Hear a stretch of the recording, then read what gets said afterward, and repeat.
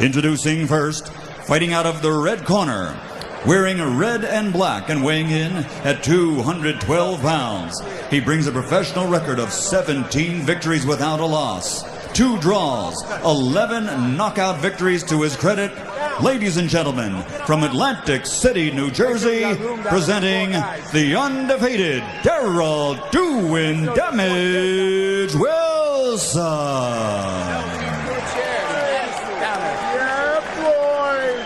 And his opponent across the ring, fighting out of the blue corner, wearing black with silver letters. He weighs 226 pounds. His professional record, 24 victories without a loss, including 20 knockouts. From down under, South Auckland, New Zealand, introducing the undefeated David Tua.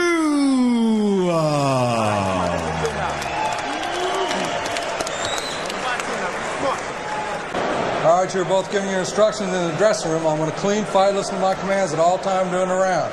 Protect yourself at all times during the round. Any questions over here? Any questions over here? Touch gloves. Good luck to both of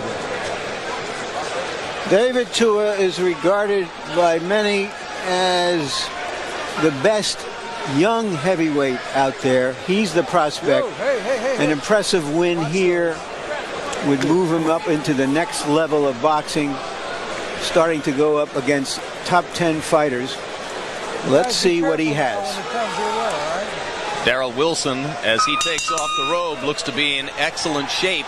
Same kind of condition that he was in when he fought against Shannon Briggs. If anything, his arms look a little bit bigger and more heavily muscled. You look at Tua in there, he's built like a truck.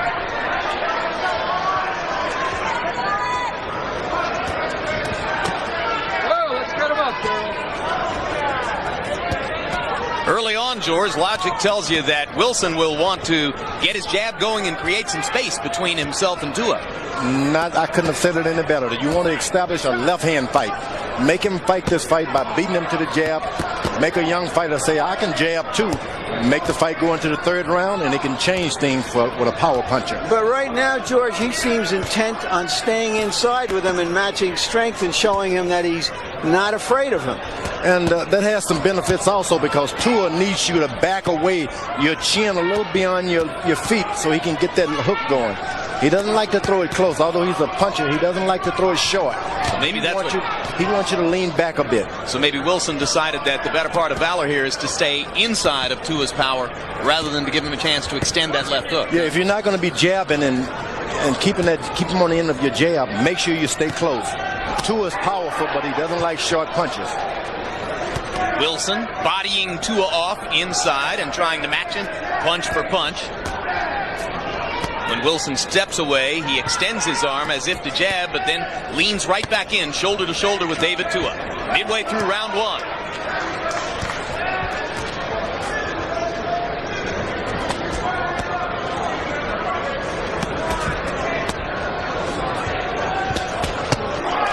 Triple left hook by Tua. The thing that Tua has to be careful about is allowing Wilson to get any confidence. He stays in there too long and let this guy taste his power. He's not on the canvas. He's going to give him a tougher fight than what he ought to do. Now Wilson starts pumping the jab as Tua steps back to look for punching range. Wilson seemingly content to fight in the phone booth, but if Tua wants to step back, he'll get the jab. Now, if I'm a trainer working a corner, I would tell Wilson, keep hitting Tua in the chest, around the body. Don't go for any hard shots. Just keep tapping him around there. That's the only way you deflate this power from these giants. 2 fighters trading left hooks at close range in round 1. Fight promises a lot of fireworks.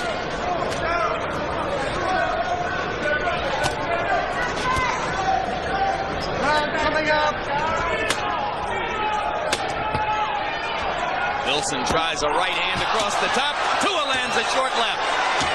First down Wilson, or first time Wilson's ever been down. Can he beat the bell? Can he beat the bell? He can't. He's counted out. Another first round knockout for David Tua.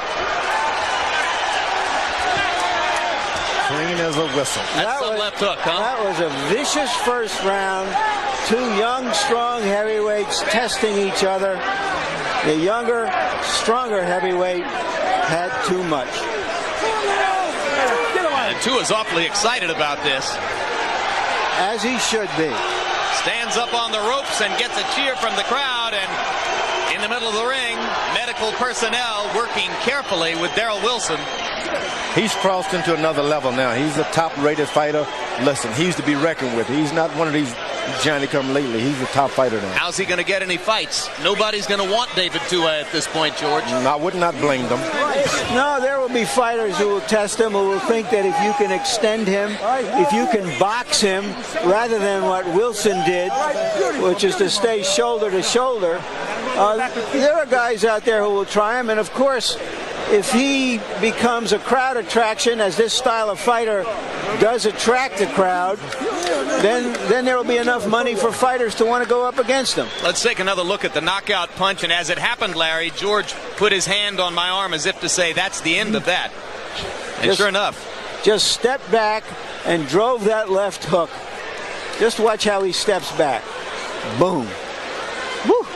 That's one of those 8-inch punches you don't see much of anymore, George. Oh, he had to extend it a little bit this time.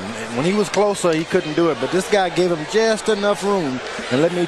Before the Tyson fight. Good choice. Here's Buffer. A fighter cannot be saved by the bell.